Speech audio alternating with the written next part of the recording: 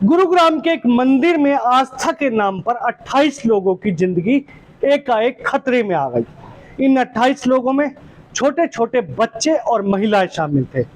आखिर कहां पर हुआ ये हादसा, दिखाएंगे आपको इस खबर में। नमस्कार, मैं हूं मन्नू मेहता और आप देख रहे हैं Gurugram news. Cyber city Gurugram में चैत्र माह में शीतला माता मंदिर में नवरात्र मेले का आयोजन किया जाता है। लगभग एक माह तक चलने वाले इस मेले में अपार श्रद्धा के साथ काफी भीड़ इकट्ठी होती है और मान्यता ये भी है कि यहाँ दर्शन के पश्चात इन्हें फरूख नगर के पास मुबारकपुर स्थित बुद्धो माता मंदिर भी ढोक के लिए जाना होता है। ऐसा ही एक हादसा मंगलवार देर रात बुद्धो माता मंदिर में आया, जब वहां पर प्रसाद के नाम पर कुछ युवकों ने वहां उपस्थित भीड़ को फ्रूटी में नशीला पदार्थ मिलाकर उनको प्रसाद के नाम पर दे दिया, जिसके बाद एकाएक इन लोगों की हालत बिगड़ती चली गई और तुरंत ही इन्हें इनके जो परिजन थे या आसपास के लोग थे इन्हें लेकर अस्पतालों की तरफ दौड़ने लगे। गुरुग्राम के नागरिक अस्पताल में भी 28 ऐसे ही मरीज आए, जिनमें महिलाओं के साथ छोटे छोटे बच्चे भी शामिल थे। और जैसे ही ये लोग रात के समय नागरिक अस्पताल में पहुंचे तो अस्पताल में भी अफरा तफरी का माहौल पैदा हो गया और इनके लिए एकाएक बेड की व्यवस्था तक करनी पड़ गई। यहाँ पहुंचे श्रद्धालुओं का कहना है कि वहां उपस्थित कुछ युवकों ने उन्हें फ्रूटी के तौर पर प्रसाद दिया था, लेकिन प्रसाद लेने के बाद एकाएक उनकी हालत बिगड़ती चली गई। कुछ लोग नशे की गहरी हालत में चले गए तो कुछ लोगों को अजीब से हालात होने लगी, जिसके बाद उन्हें लेकर वो आसपास के अस्पतालों में भागे। भाई हम आए थे शीतला माता धोख मारने के लिए, वहाँ फ्रूटी में कुछ रला के दे के भाई मेरे साथ 10-12 बंदे थे, देखे उन्होंने सब सो रहे हैं, देखे सारे लुद्ध पद बेहोश पाए। कौन लेके गया फ्रूटी?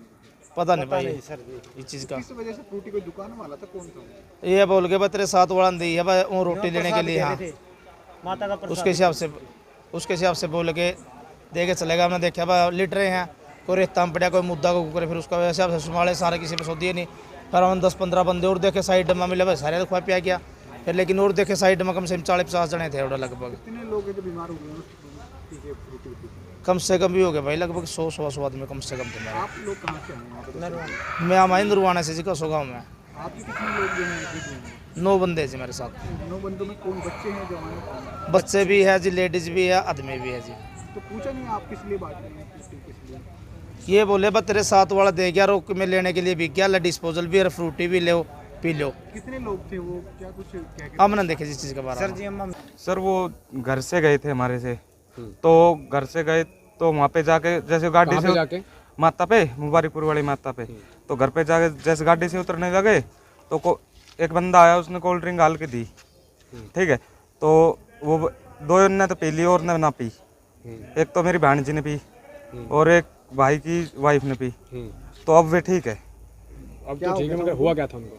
वो पता नहीं, नींद आ रही थी बस, वो पिया है ना जैसे, उसके बाद बेहोश चक्कर आ रहे हैं। फिर यहाँ कैसे लाए उनको? एम्बुलेंस था। एम्बुलेंस। और कितने लोग थे वहाँ पे? सभी के साथ ऐसा हुआ है? नहीं, काफी बंदे, कोई 100-150 के समथिंग। अच्छा। कौन थे लोग जिन्होंने कोल्ड ड्रिंक दी? ये नहीं पता। तो वो मंदिर मेले में ही मेला प्रबंधन के लोग थे या ये नहीं कोई पता। ऐसे अनजान आदमी था? नहीं, कोई अनजान ही आदमी है। क्या रही होगी? युवा कोई लड़के कोई, थे? हाँ जवानी है, जवानी किसी है। के साथ किसी प्रकार की लूट वगैरह तो नहीं हुई? नहीं, सामान तो चोरी लूट नहीं हुआ? वगैरह कोई कुछ नहीं हुई। ठीक है। इस पूरे मामले में गुरुग्राम पुलिस के पास हालांकि अभी तक कोई शिकायत नहीं पहुंची है, लेकिन गुरुग्राम पुलिस ने इस पूरे मामले को स्वयं संज्ञान लेते हुए इसकी जांच शुरू कर दी है और तलाश शुरू कर दी है कि आखिर वो कौन लोग थे जो फ्रूटी देकर इन लोगों की जान से खिलवाड़ कर रहे थे। लेकिन इस पूरे मामले में मेला प्रबंधन कमेटी पर भी सवालिया निशान रहे हैं कि आखिर वहां इतनी भीड़ इकट्ठी हुई थी तो कौन लोग थे जो वहां पर इस तरह का प्रसाद वितरित कर रहे थे।